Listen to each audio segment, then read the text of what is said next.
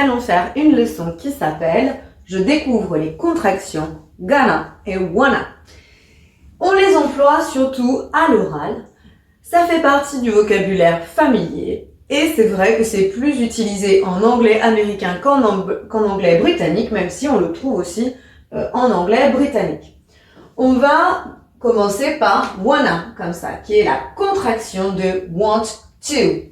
Justement, un girls band britannique très connu qui était les Spice Girls l'avait utilisé dans son titre Wannabe, If you wanna be my lover, si tu veux être mon amoureux, et donc ils avaient bien employé cette forme contractée de want to. Voici un exemple. I want to watch West Side Story. Eh bien, si là, je veux utiliser la contraction, je pourrais dire à l'oral, à l'écrit, non. I wanna watch West Side Story.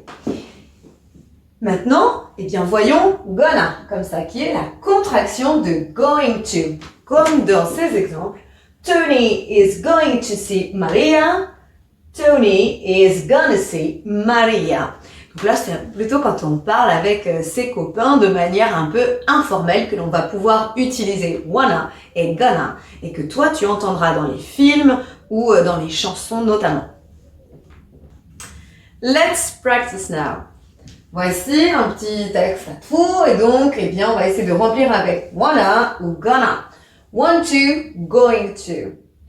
I'm watch West Side Story. I am going to, je vais regarder West Side Story. I'm gonna watch West Side Story. I see a love story. Là, j'essaie de dire I want to see a love story. I wanna see a love story. Maria and Tony, là, live together. Alors, gonna, wanna.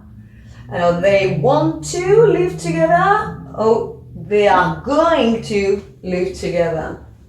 Ils veulent vivre ensemble. They wanna live together. I know the end is sad. Tony's die in Maria's arms. Tony is going to, Tony's gonna die in Maria's arms. Si c'est encore un peu difficile, pas de panique, il y a des exercices en ligne pour t'aider.